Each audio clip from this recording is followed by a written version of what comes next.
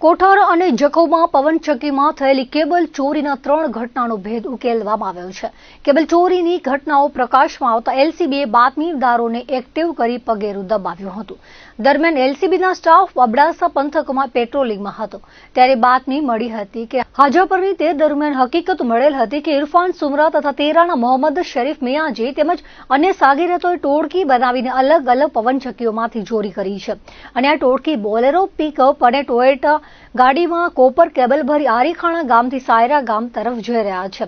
જે બાતમીના આધારે બોલેરો, પિકઅપ ગાડી તથા ટોયોટા રોમિયોન ગાડી મળી આવી હતી અને ગાડી સાથે ચોરાયેલ વાયર મળ્યા હતા. સાથે મોહમ્મદ શરીફ અબ્દુલ ગની મિયાજી, ઇરફાન ફકીર મોહમ્મદ સુમરા, હાસમ અબ્દુલ ગજલ, ઇકબાલ ઉર્ફે કારો મોહમ્મદ સોઢા, લતીફ હાસમ સંઘાર, રજાક ઇબ્રાહિમ ગજળ, ઇરફાન નૂર મોહમ્મદ સંઘાર તથા રિયાઝી અલી મોહમ્મદ કુંભાર મળી આવ્યા હતા. આરોપીઓની ગાડી રોકાવી વાયર અંગે આધાર પુરાવા માંગવામાં આવ્યા હતા ત્યારે તેઓ પાસેથી આધાર પુરાવા મળ્યા ન હતા, જેથી આરોપીઓની પૂછપરછ કરવામાં આવી હતી. ત્યારે આરોપીઓએ આ માલ મોટી સિંધોડી ગામે આવેલ પવનચક્કીમાંથી ચોરી કર્યાનું કબૂલ્યું હતું. આરોપીઓમાં ઇકબાલ ઇબલા સંઘારની સંડોવણી ખુલી હતી. આરોપીઓએ પવનચક્કીમાંથી ચોરી કરેલો કોપર વાયર ભુજના આરીફ ઉર્ફે લતીફ દાઉદ કુંભારવાળાને વેચ્યો હતો.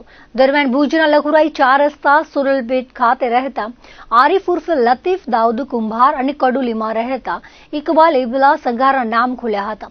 આરોપીઓએ હજુ કેટલીક કેબલ ચોરી કરી છે અને અન્ય ચોરીઓની ભેદ ઉકેલા તેવી શક્યતા છે. તેમજ ચોરીનો માલ લેનાર સહિતનું પગેરું પોલીસે દબાવ્યું હતું.